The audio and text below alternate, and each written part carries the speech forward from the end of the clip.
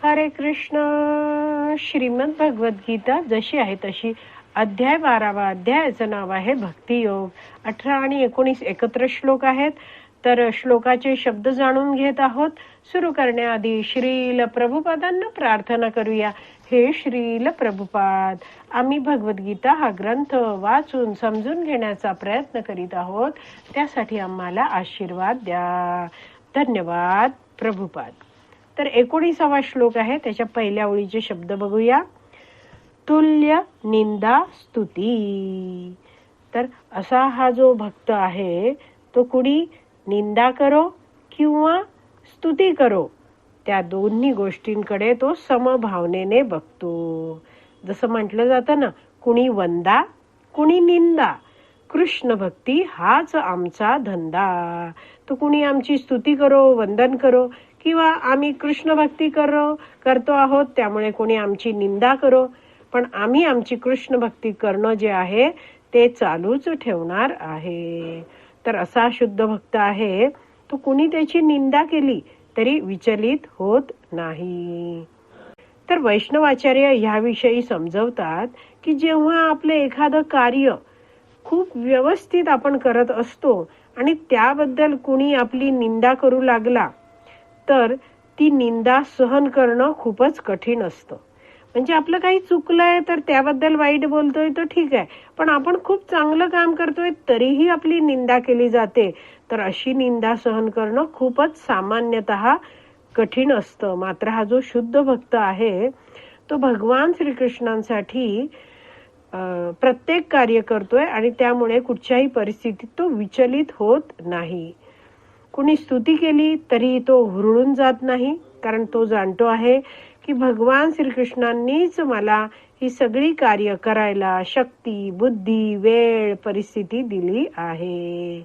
निंदेबद्दल जसं तुकाराम महाराजांनी म्हटलंय ना, निंदकाचे घर असावे शेजारी. तर असा जो निंदक जर आपल्या घराच्या शेजारीच असेल आणि तो काय करत असतो, आपल्या प्रत्येक कार्यावर बारीक लक्ष ठेवून असतो आणि साहजिकच जसं हा CCTV कॅमेरा सारखा शेजारी निंदक आहे, त्याच्या उपस्थितीमुळे आपण मात्र अतिशय दक्षतेने सतर्क राहून योग्य सगळी कार्य काळजीपूर्वक करतो.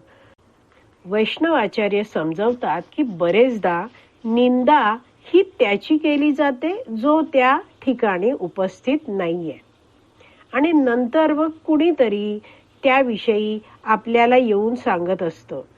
वैष्णवाचार्य समजवतात की जर तुम्ही कुणाबद्दलची निंदा ऐकली तर ती निंदा त्या व्यक्तीला जाऊन सांगू नका, कारण प्रत्यक्ष उपस्थित असलेल्या व्यक्तीची साधारणतः निंदा केली जात नाही. मग आपण एखाद्याची निंदा ऐकली आहे ती त्याला जाऊन सांगण्यामुळे त्या व्यक्तीला खूपच दुःख होत असतं, त्याला वाईट वाटत असतं आणि त्यामुळे हा शुद्ध भक्त आहे तो कधीच कुणाला असं काही त्याच्याबद्दल एखाद्याबद्दल ऐकलं आहे तर ते वाईट जाऊन सांगत नाही आणि आपली अशी तो कोणतीच कृती करत नाही ज्यामुळे समोरचा व्यक्ती दुःखी होईल. पुढचा शब्द आहे मौनी. मौनी म्हणजे हा जो शुद्ध भक्त आहे तो सदैव भगवंतांच्या चिंतन मनन करण्यात मग्न राहतो. भगवंतांच्या संबंधित विषयांना सोडून इतर चर्चांमध्ये हा मौनी भक्त आहे तो मौन धारण करतो. तर अशा शुद्ध भक्ताचं मन सदैव भगवंतांच्या चिंतन मननात असतं, मग्न असतं. भगवंतांविषयी ऐकणं बोलणं यातच तो रमलेला असतो आणि त्यामुळे भौतिक चर्चांमध्ये त्याचं मन जातच नाही. आणि असा हा भक्त आहे तो नेहमीच संतुष्ट असतो.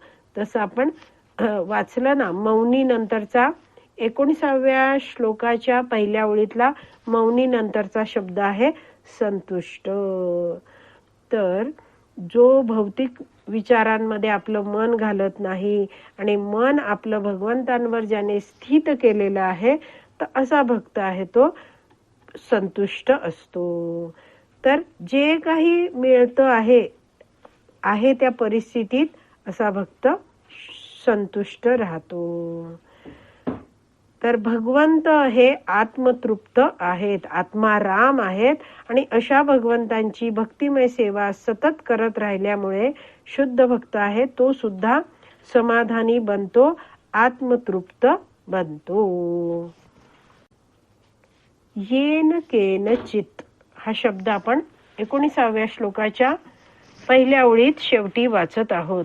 तर येन केनचित म्हणजे काय? कोणत्याही. तर कोणत्याही परिस्थितीत हा व्यक्ती काय करतो आहे? समभावनेत राहतो आहे.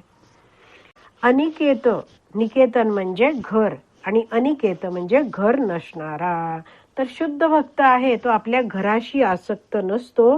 तो जाणतो हे भौतिक जगत आहे, ह्यामध्ये सगळे राहणारे जीव आहेत ते भगवंतांचे अंश आहेत आणि मी पण भगवंतांचा अंश आहे. तर हे विश्वची माझे घर असा हा भक्त जाणतो आणि आपल्या घराशी तो आसक्त होत नाही. डू द नीडफुल, आवश्यक आहे तो करेल, पण आसक्त होत नाही.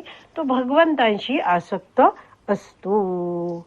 स्थिरमती, तर शुद्ध भक्ताची मती आहे ती नेहमीच स्थिर असते.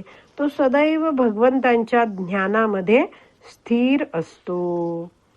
भक्तिमामने प्रियो नरहा, भक्तिमान म्हणजे भक्तीमध्ये संलग्न झालेला हा जो भक्त आहे तो प्रियो नरहा, मला प्रिय आहे. नारद मुनी एका प्रार्थनेत भगवंतांना म्हणतात, हे भगवंता, मला तुमच्यामध्ये स्थिर मती द्या. तुमच्या भक्तीत जर एखादा राहिला तर हळूहळू तो भक्तीमध्ये प्रगती करत जातो आणि शेवटी त्याला तुम्ही सुद्धा प्राप्त होता. तर भक्तीमध्ये स्थिर राहणं हे आपल्यासाठी अतिशय आवश्यक आहे. त्यामुळेच आपण भक्तीत पुढे प्रगती करू शकतो. तर नर हा शब्द 19व्या श्लोकाचा शेवटचा शब्द आहे. तर वैष्णवाचार्य याचा अर्थ समजवताना म्हणतात की कोणीही स्त्री किंवा कोणताही पुरुष जर असा गुणसंपन्न आहे तर भगवंत म्हणत आहेत प्रियो नरहा. तर असा हा जो भक्तिमान भक्त आहे, भक्तीमध्ये संलग्न झाला आहे, मे प्रिय, तर असा तो भक्त मला प्रिय आहे. तर अशा प्रकारे आपण 18 आणि 19 या एकत्र श्लोकांचे शब्द जाणून घेतले आहेत. आज आपण इथेच विराम देऊया. श्रीमद भगवद्गीता की जय. श्रील प्रभुपाद की जय. हरी बोल.